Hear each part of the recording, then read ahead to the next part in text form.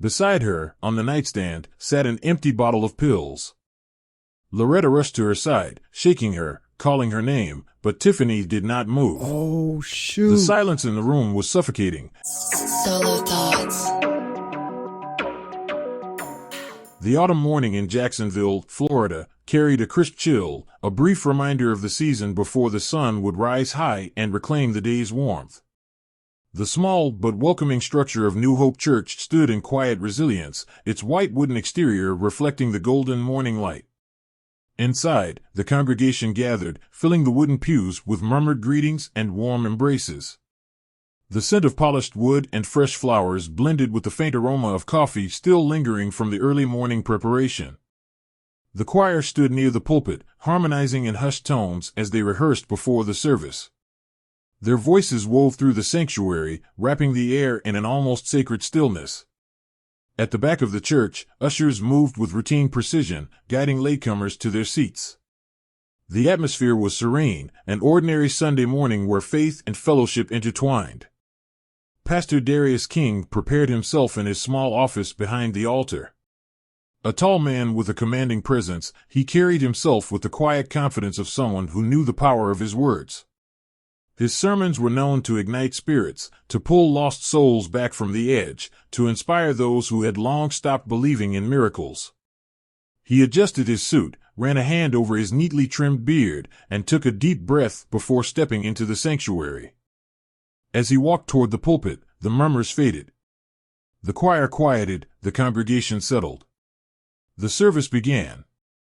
His voice, deep and deliberate, filled the church as he spoke of redemption. He preached of faith, of the power of forgiveness, of how even the darkest sins could be washed clean by the grace of God. His words resonated, stirring hearts, bringing nods of agreement, whispered amens, and the occasional raised hand in praise. The choir underscored his message with gentle hums, their voices rising and falling like waves in perfect rhythm with his sermon.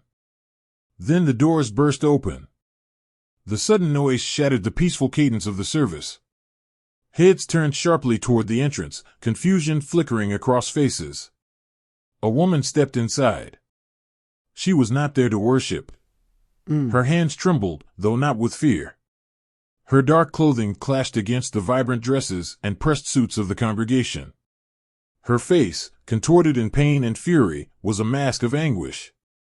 And in her grip, glinting beneath the dim light of the sanctuary, was a gun. Gasps rippled through the crowd. Someone let out a startled scream. A few people instinctively moved, ducking low, clutching their loved ones, seeking safety where there was none. Others froze in their seats, unable to process what was happening. The woman did not waver. Wait, so she shot up the church? It's getting interesting. Raised the gun, steadying it with both hands. She aimed at the man who had once stood above her in reverence, but had now become the embodiment of her suffering. The shot rang out. The sound of the gunfire was deafening in the confined space of the church, drowning out the gasps, the prayers, the cries of disbelief. Pastor Darius staggered. His expression shifted from conviction to shock, his mouth parting as if to speak, but no words came. His gaze dropped to the spreading stain of red blooming against his crisp white shirt. His knees buckled. He collapsed before the altar, the very place where he had preached about grace, mercy, and salvation. The sanctuary erupted into chaos. Women screamed, men rushed forward, children wept, clutching at their mothers. Several congregants ran toward the fallen pastor, pressing trembling hands to his wound, trying to slow the inevitable. Someone fumbled with their phone, desperately dialing for help. The choir, once unified in melody, now stood frozen in horror. The woman did not move. She let the gun slip from her fingers, the metal clattering against the wooden floor. Slowly, she lowered herself to her knees, her breath ragged, her eyes fixed on the motionless form of the man she had just shot. Wait, so you telling me these people in the church, they didn't leave the church? This woman shot the pastor, and they stayed in the church. This is crazy. Her body trembled, though whether from adrenaline or the weight of her actions, it was impossible to tell. She made no attempt to run. When the first police officers arrived, they found her kneeling in the center of the aisle, her hands resting on her thighs, her gaze vacant. She did not resist as they approached. She did not flinch when they pulled her arms behind her back, securing her wrists with cold steel. Outside, sirens wailed, growing louder as ambulances and patrol cars swarmed the quiet street in front of the church. The paramedics rushed inside.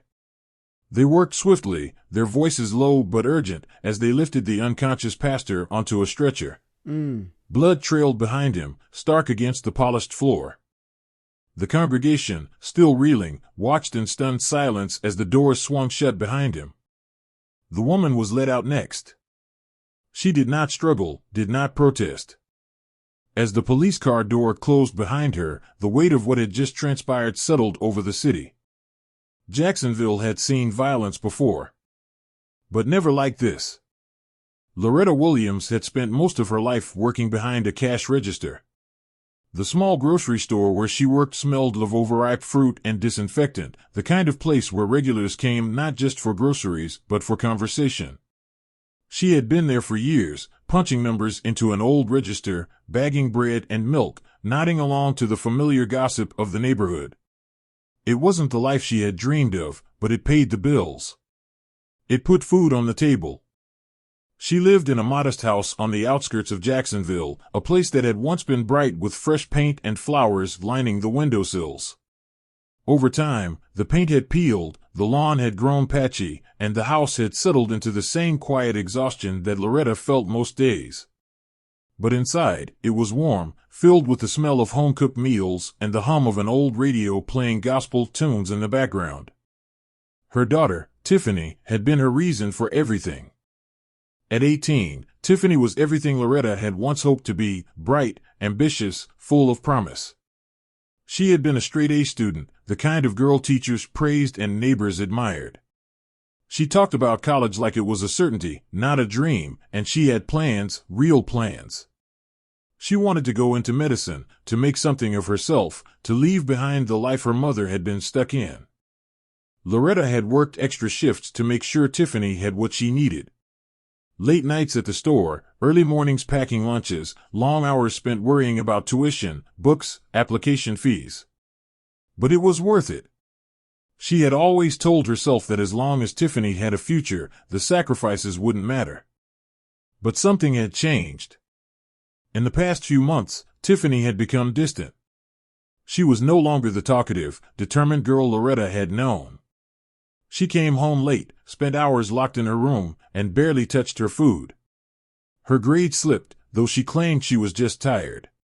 She stopped answering her phone in front of her mother, always turning the screen away or keeping it on silent.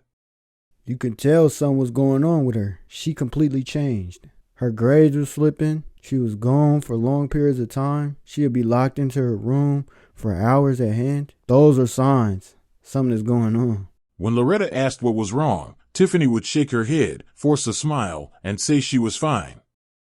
But she wasn't fine. The signs became harder to ignore. She lost weight, her skin took on a dull pallor, and dark circles formed beneath her once bright eyes. Then came the nausea. Morning after morning, Loretta heard her retching in the bathroom, muffling her sobs behind the locked door. Loretta tried to believe it was stress. School, life, the pressure of the future weighing too heavily on her shoulders. But deep down, she knew better. Then, one evening, Tiffany stood in the kitchen, her arms wrapped around herself, and said it. She was pregnant. The words fell between them like a heavy stone, sinking into the silence that followed. Tiffany's face crumpled as she tried to explain, but no words came. She sobbed, pressing her hands to her stomach, her entire body shaking with the weight of what she had just admitted. Loretta asked the only question that mattered. Who was the father? Tiffany refused to say. She shook her head, tears streaking down her cheeks, her entire body closing in on itself. Loretta begged, pleaded, demanded, but Tiffany would not speak his name. There was something deeper than shame in her silence. There was fear. Days passed. Tiffany remained locked in her grief, growing smaller, fading into herself. Loretta watched helplessly as her daughter withdrew, her laughter now just a distant memory, her once unshakable spirit hollowed out by something she refused to name. Then, one evening, as Loretta cleaned Tiffany's room, she found the phone. It was cracked, the screen shattered in one corner, but it still worked. The messages were there, waiting, flashing with unread notifications. Wait, so why would her daughter not lock her phone? That's very suspicious. You mean to tell me you just left your phone there unlocked and your mom was cleaning your room and she just so happened to go on your phone and check your text messages? Curious, Loretta opened them. And as she read, her world began to fall apart. The messages were from Pastor Darius King.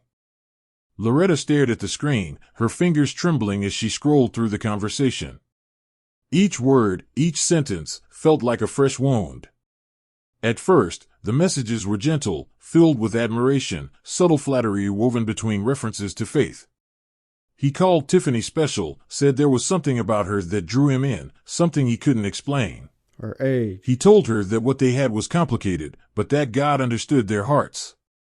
He wrote about the dangers of temptation, about the struggle between flesh and faith, about how love sometimes existed in forms that others wouldn't understand. He told her to be careful. He told her they couldn't be reckless. He told her it was wrong. Yet, he kept writing. Loretta's stomach twisted as she read further, as she saw the transformation in his words. Moments of tenderness gave way to guilt-ridden admonitions, urging Tiffany to be discreet, to remember that he had a family, that they had to keep things hidden. He painted their relationship as something sacred, something forbidden but beautiful. He spoke in scripture, twisting the words of faith to justify what he had done. In his voice, through these messages, he was still the pastor, still the leader, still in control. Then she found the message that changed everything. Tiffany had told him she was pregnant. The response was immediate. The softness vanished. His words turned cold, clipped. He told her she had to get rid of it. He told her she was being selfish, that she wasn't thinking about what this would do to him, to his family, to his congregation. He told her that if she kept the baby, she would ruin his life. Loretta could barely breathe as she read the messages that followed. Over and over again, he pressed her to end the pregnancy. He told her it was the only option, that bringing a child into the world under these circumstances was a sin greater than the act that had created it. He spoke of God's plan, of how he forgave those who made hard choices, of how Tiffany had to think beyond herself. Tiffany refused. At first, she tried to reason with him. She told him she was scared, that she didn't know what to do. She asked if he would stand by her, if he would help her figure it out. She pleaded. He stopped answering. Days passed. Tiffany sent more messages. First confusion, then desperation, then anger. She begged him to talk to her, to tell her what she was supposed to do. Nothing. He had disappeared. Loretta's grip on the phone tightened. The missing pieces of the past few months began falling into place, each realization heavier than the last.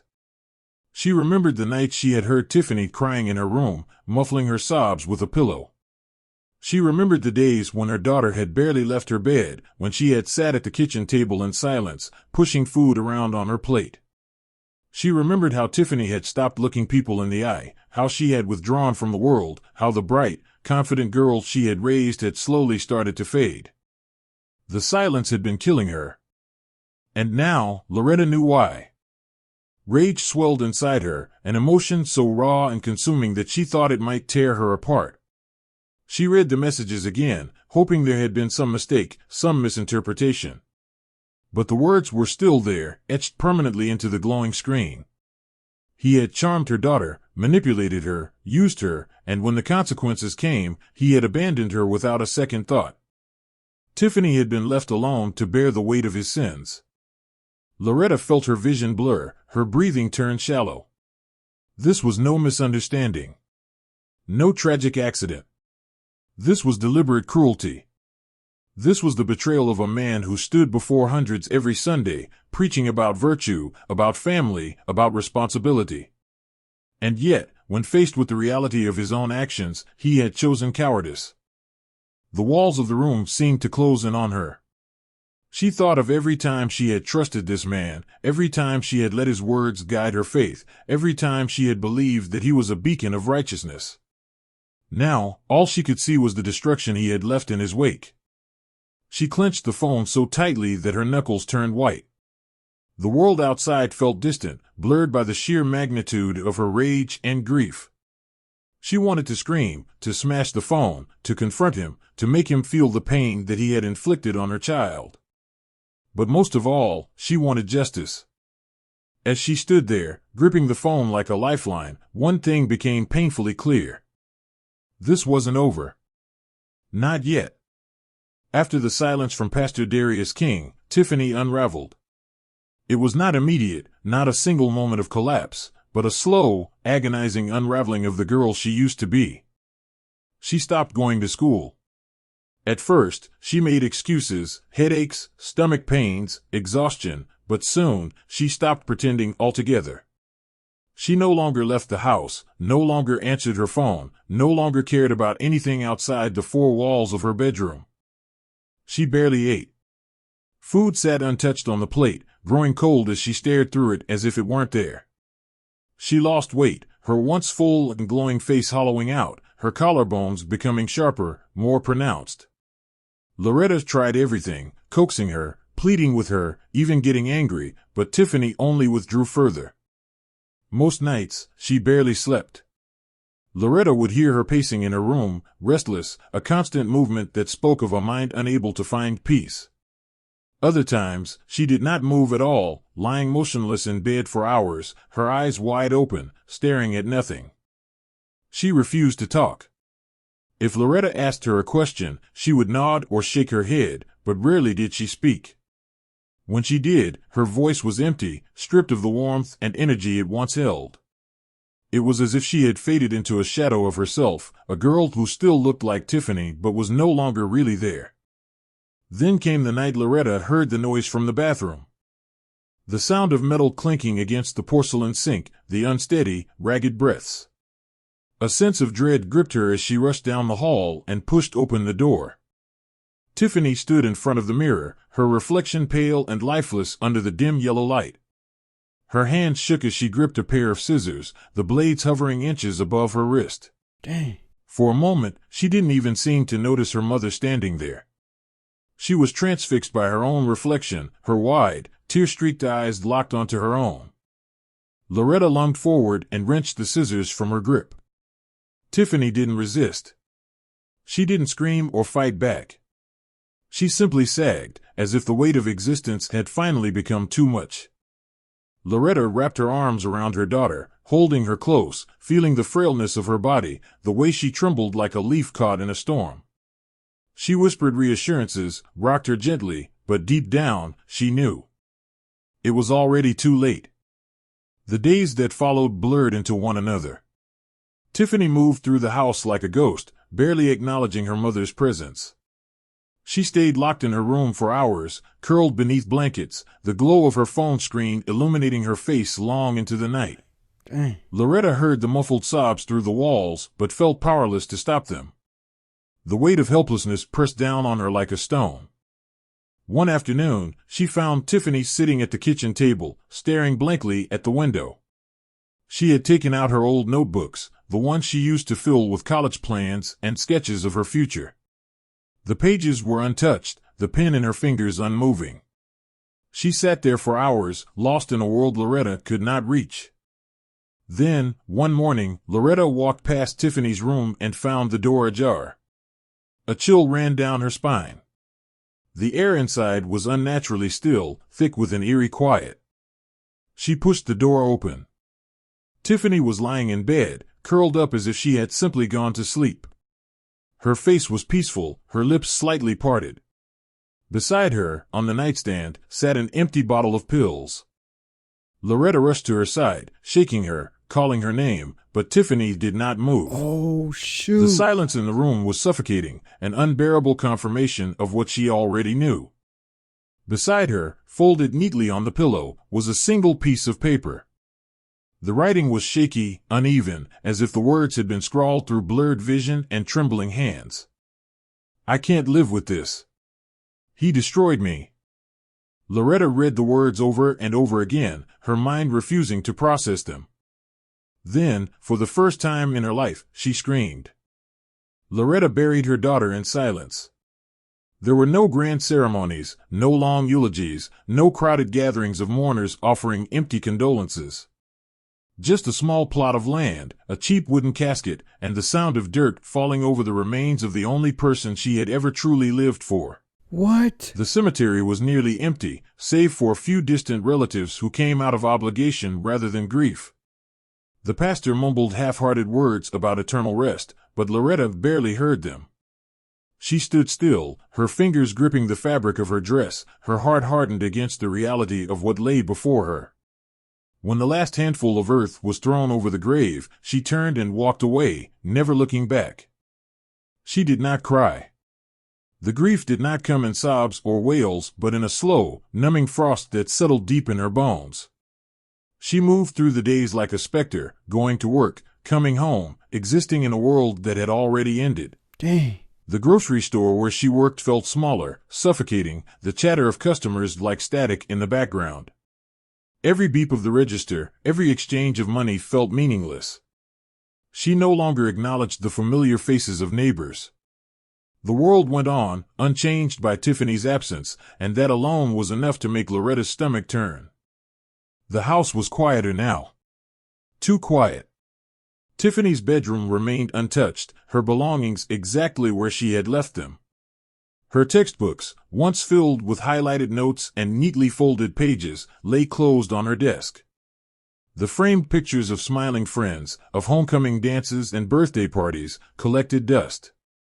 The scent of her perfume still lingered faintly in the air, a cruel reminder of the life that had been stolen away. Loretta found herself standing in the doorway at night, staring at the empty bed, half expecting Tiffany to walk through the door, telling her she had been gone too long, that this was all some cruel mistake. Dang. But the room remained still.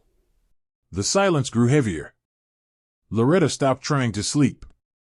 Night after night, she sat in the dim glow of the kitchen light, staring at the worn tabletop, tracing the cracks in the wood with absent fingers.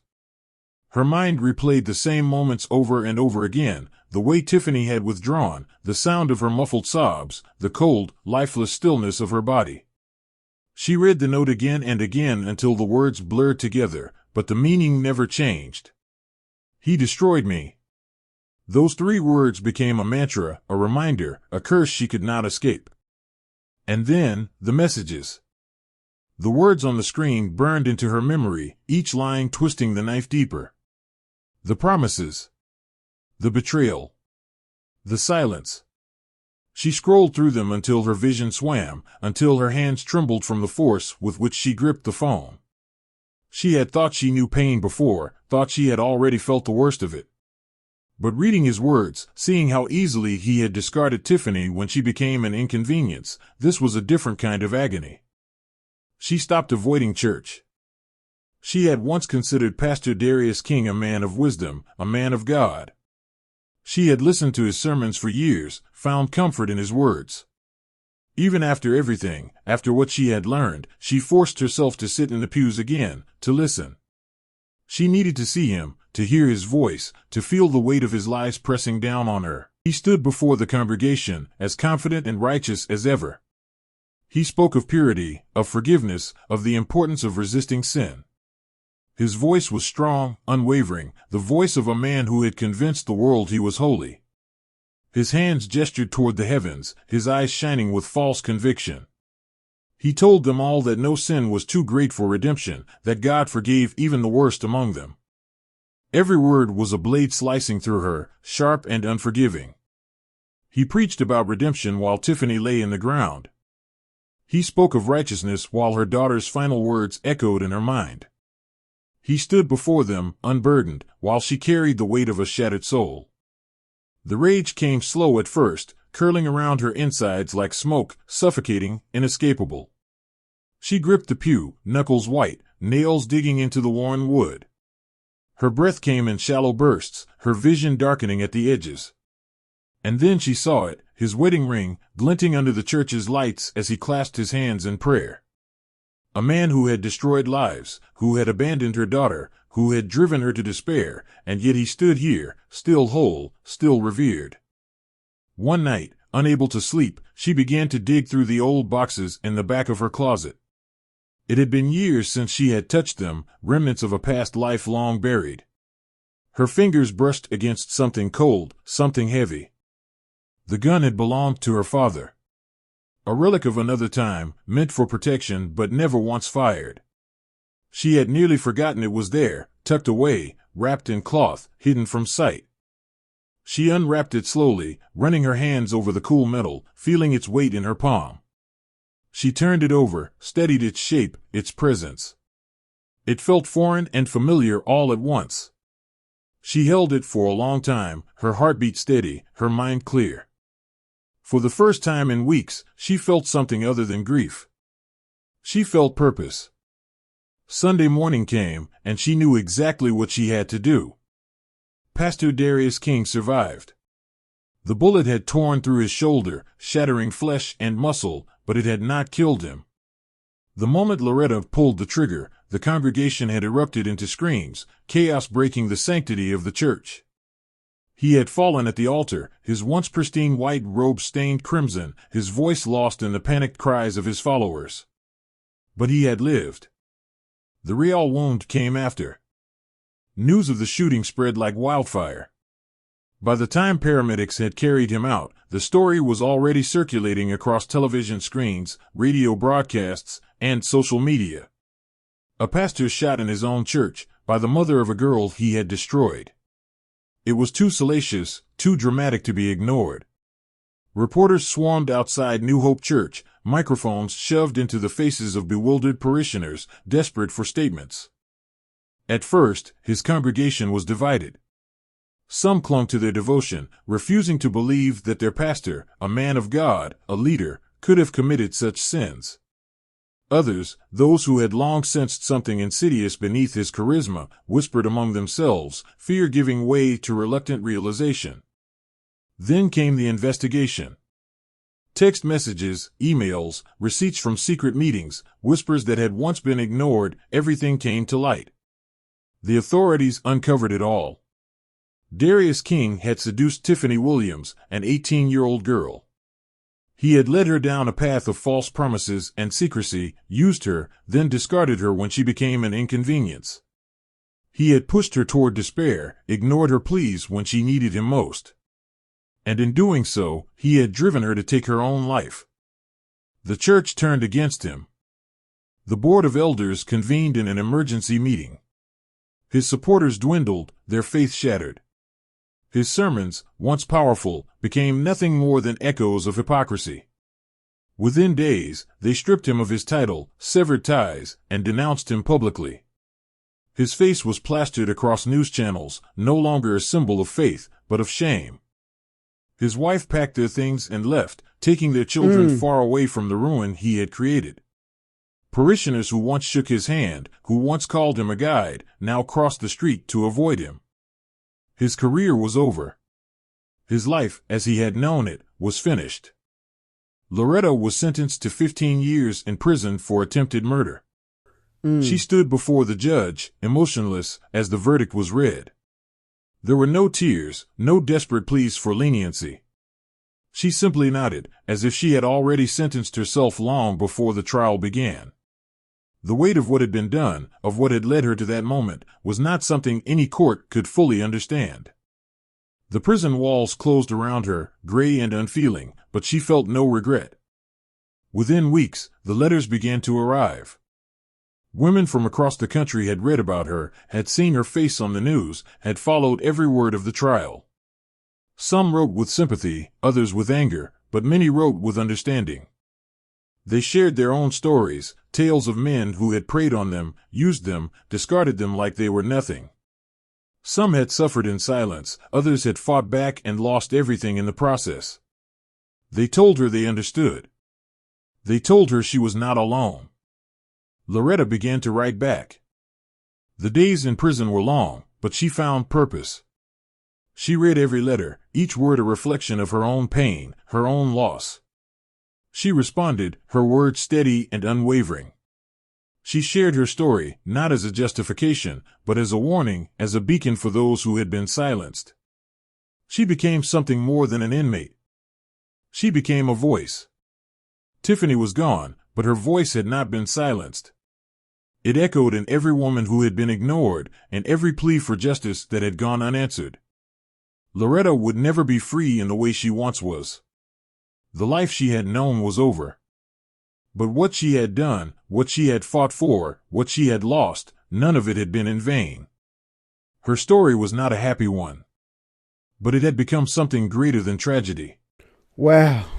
That was a very interesting story right there. What's up with these pastors cheating on their wives, sleeping with people of the church, messing around with minors? I've been hearing too much of that lately. How are you a pastor, you preaching to people, and behind closed doors, you are doing wrong, saying God will forgive you? Come on, man. You led this woman to her death. You manipulated her. 18 years old. Preyed on the young. That's what you did. Had a family at home. Got this young woman pregnant. She had plans of going to college. Her mom was investing into her, and you ruined her life. She overdosed. You lucky you survived. The mom shot you in the arm. You lived. When they said they carried him out on a stretcher, I was like, dang, she finished him. But he survived. In the grand scheme of things, you can't be a pastor anymore. You lost your family. Everybody turned against you. So my question to you, was it worth it? You led these people on in the church